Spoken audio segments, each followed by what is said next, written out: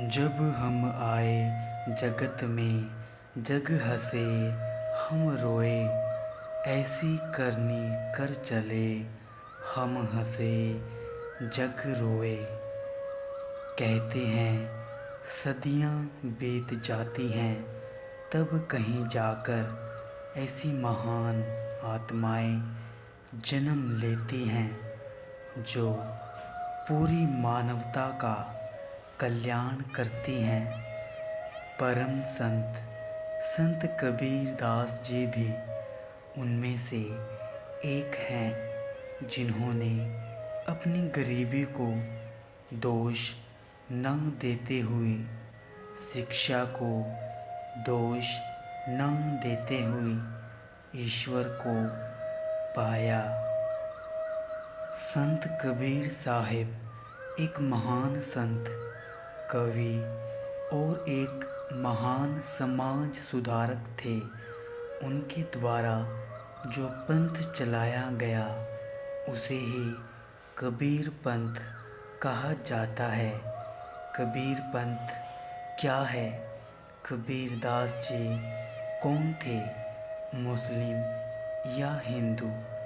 इनके पंथ को हिंदू संप्रदाय के लोग और मुस्लिम संप्रदाय के लोग दोनों ही मानते हैं।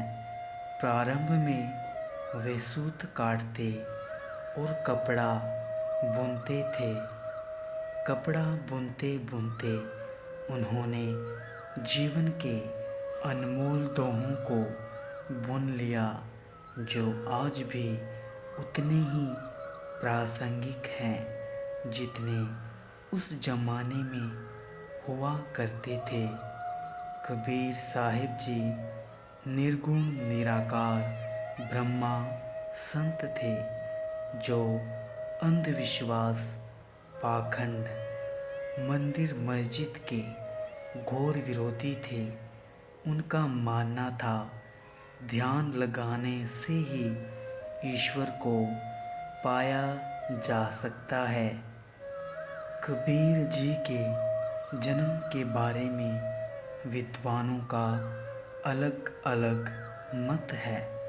कुछ विद्वान उन्हें हिंदू मानते हैं और कुछ उन्हें मुस्लिम मानते हैं, लेकिन उनके जन्म के बारे में कोई प्रत्यक्ष साक्ष्य नहीं है।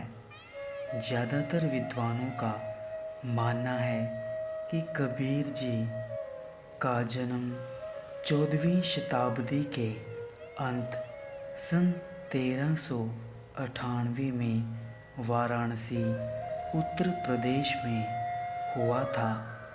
एक बार की बात है, एक मुस्लिम परिवार नेहरू और नीमा, जिनकी कोई संतान नहीं थी, दोनों रोज़ाना अल्लाह से संतान की प्रार्थना करते थे। एक दिन वे तालाब से होकर जा रहे थे, तब उन्होंने कमल के फूल के ऊपर एक बच्चे को देखा। वे दोनों दौड़कर उस बच्चे के पास गए।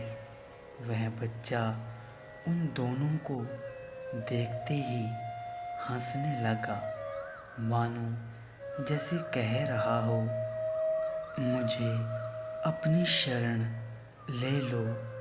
नीरू और नीमा दोनों उस बच्चे को अपने साथ ले आते हैं, यह सोचकर कि यह अल्लाह का दिया हुआ वरदान है।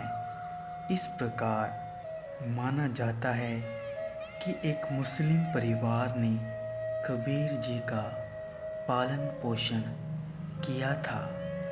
नीरू और नीमा ने कबीर जी को सूत काटना और कपड़े बनाना सिखाया। संत कबीर जी बचपन से ही आध्यात्मिक होते हैं। बचपन से ही उनके मन में ईश्वर को जानने की प्रबल इच्छा थी। तन को जोगी सब करें, मन को बिरला कोय। सहजे विधि सब पाइए, जो मन जोगी होए। धन्यवाद।